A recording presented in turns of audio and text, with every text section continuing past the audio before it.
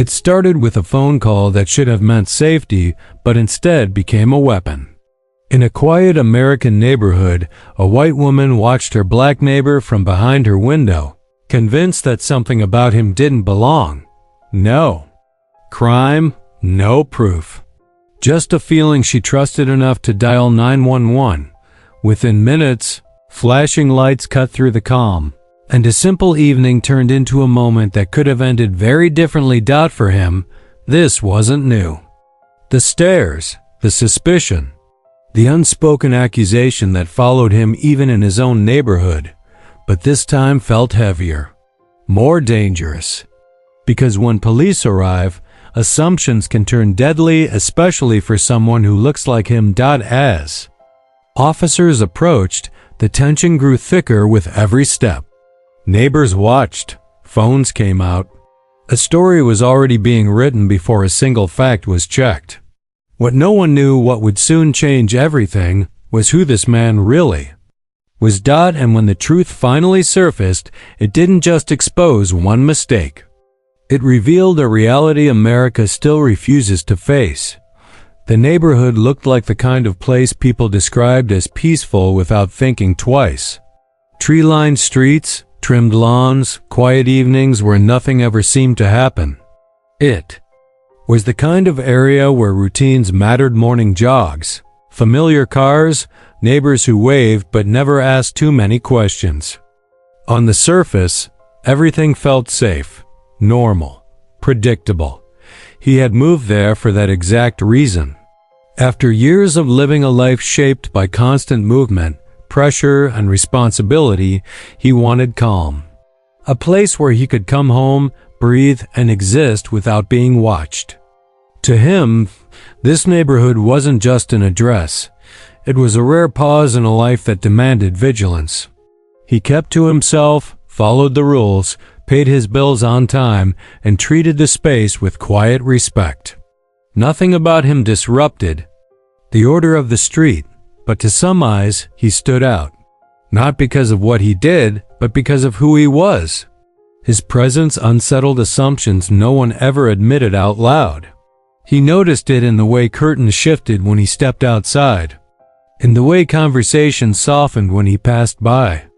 It was subtle, but familiar. A silent reminder that no matter how ordinary his life was, he would always be seen as something else first. That evening felt no different from any other. The air was still, the sky dimming into early night. He went about his routine with no sense of urgency, no awareness that he was being watched, judged, or silently accused. Across the street, a perception was forming, one built not on facts, but on fear and bias that had nothing to do with reality. And in a matter of moments, that perception would turn into action. A phone would ring. Authorities would be summoned. And a peaceful neighborhood would become the stage for a confrontation that revealed how fragile safety really is, especially when it depends on who you are, not what you've done. The sound of approaching sirens broke the stillness of the street. Sharp and sudden, slicing through what had been an ordinary evening just moments before. Red and blue lights reflected off parked cars, off house windows, off faces that now peeked out from behind doors and curtains. The neighborhood that prided itself on calm had shifted into something tense, alert and quietly hungry for a spectacle. He noticed the change before he saw the police. The way the air felt heavier, the way movement slowed around him. Instinct, built from years of experience, told him something was wrong. He stood where he was, hands visible, posture controlled, every muscle aware that this was not a moment for confusion or reaction. He had learned long ago that when authority arrives under suspicion, calm is not a choice, it is a survival skill. The patrol cars stopped with deliberate force. Officers stepped out, their presence commanding immediate attention. Their eyes scanned the scene, not neutrally, but selectively. They took in the houses, the street, and then him. Their focus narrowed, shaped by a call that had already framed the story before they arrived. Somewhere in that call, a narrative had been created, one that painted him as a potential threat, an intruder, a problem that needed to be addressed. Around them, the neighborhood gathered silently. Some watched with curiosity, others with discomfort. A few with quiet satisfaction, reassured that their fears had been validated by flashing lights and uniforms. Phones appeared in hands, cameras angled carefully, ready to capture whatever unfolded next. The moment was no longer private. It had become a performance, one where he had been cast in a role he did not choose.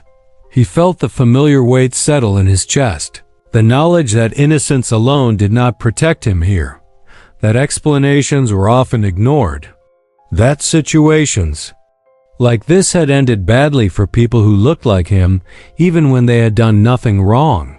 Every movement he made was calculated, every breath measured. He was not afraid of the truth, but of how slowly it might be allowed to surface. The officers moved closer, their body language firm, cautious, and authoritative. Procedures took over. Questions were implied through their actions. Control was established before understanding. The scene tightened, like a rope slowly being pulled. To the outside world, it may have looked routine, but beneath the surface, the imbalance of power was unmistakable. One accusation had outweighed an entire life of lawful behavior. Across the street, the woman watched from a distance, certain she had done the right thing. In her mind, she wasn't acting out of malice-only instinct, a sense of responsibility, a belief that her fear justified intervention. She did not see the consequences forming in real time, only the validation of being taken seriously. The system had responded to her call swiftly, just as she expected it would. As minutes passed, the tension did not ease, it grew. Officers exchanged information. Details were checked. Something about the situation didn't fully align, and subtle shifts began to appear. Their movements slowed. Their expressions changed, not dramatically, but enough to signal uncertainty. The story they had been told was starting to crack under scrutiny. Documents were reviewed. Systems were accessed. Names were entered. And with each passing second, the ground beneath the accusation weakened. What began as a routine response was quietly turning into something else. A realization that this man was not who the call had described. That the assumptions made upon arrival might have been dangerously wrong. The crowd sensed it too. Whispers spread. Phones adjusted angles. The mood shifted from anticipation to confusion. Something unexpected was happening, something no one had prepared for. The officer's posture softened, not out of kindness, but out of recognition. A recognition that carried weight, consequences, and implications far beyond this street, because the truth, once uncovered, doesn't just correct a mistake, it exposes the bias that created it, and as that truth moved closer to the surface, it threatened to flip the entire narrative upside down, leaving everyone involved to confront what had really just happened and why. The moment of certainty arrived quietly, without sirens or raised voices. A subtle pause, a shift in attention. One officer looked down at the information on the screen, then looked back at the man standing calmly in front of them. The air changed. What had been a situation built on suspicion now carried the weight of realization. Procedures slowed. Movements became more deliberate. The energy that once leaned toward control and authority began to retreat into restraint. This was no longer about managing a potential threat. It was about correcting a dangerous misunderstanding. The truth had surfaced, undeniable and immediate, forcing every assumption made moments earlier into the open. He remained still, composed, watching the shift unfold with a steadiness that came from long experience. This was not the first time. He had stood at the center of someone else's fear. But this time, the irony cut deeper. The system that had been summoned to contain him now recognized him as part of its own structure. Not an outsider, not a suspect, but someone bound by the same duty, the same responsibility, the same badge-driven code of order and protection. Around them, the neighborhood felt the reversal without fully understanding it. Faces that once carried quiet confidence now showed uncertainty. The certainty that had fueled the call to 911 dissolved into confusion. The narrative collapsed under the weight of truth, leaving behind an uncomfortable silence where judgment had once stood firm. Across the street, the woman's posture stiffened. What she had expected, validation, reassurance, control, slipped away. The situation she believed she understood no longer belonged to her. The authority she assumed would confirm her fear now stood aligned with the man she had accused. The realization landed heavily. The danger she imagined never existed. The threat had been a projection, not a reality. For the officers, the moment carried its own gravity. A line had been crossed before facts were known. Protocols had been followed, but assumptions had guided them there. Now they faced the uncomfortable truth that the system responded faster to fear than to fairness.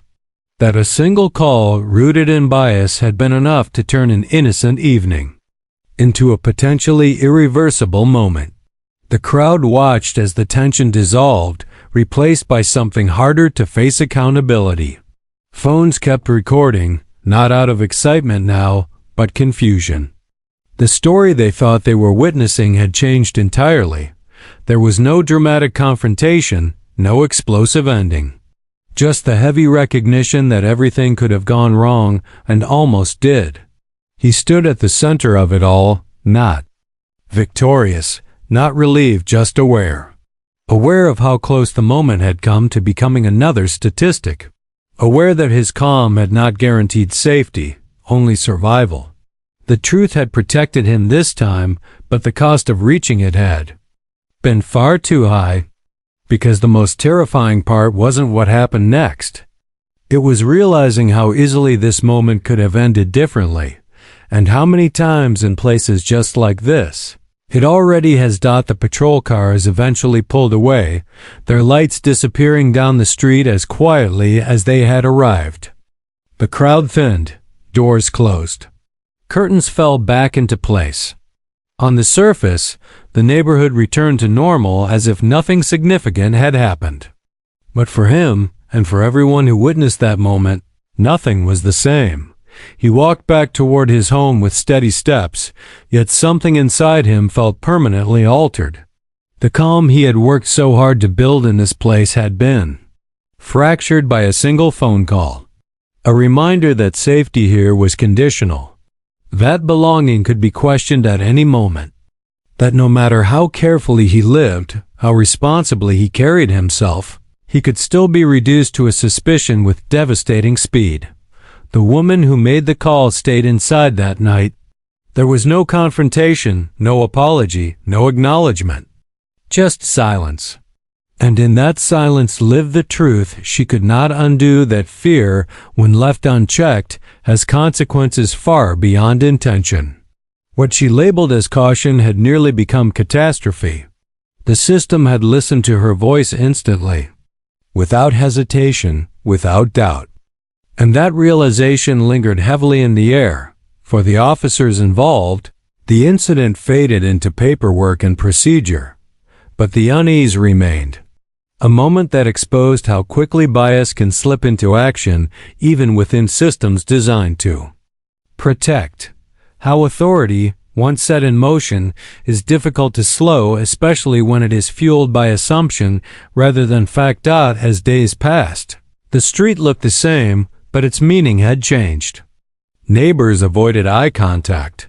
Conversations felt strained. The illusion of harmony had been replaced by an unspoken awareness of how fragile it truly was. One call, one fear, one misunderstanding. That was all it took. This wasn't just one man's story.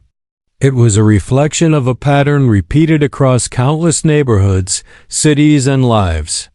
Stories where the truth arrives late, if at all. Where calm behavior doesn't guarantee safety. Where innocence must constantly prove itself against. Suspicion. The question isn't whether this could happen again. It's how many times it already has and how many more it will take before fear stops being treated as evidence. Because until that changes, no neighborhood is truly quiet. And no one is ever just a neighbor.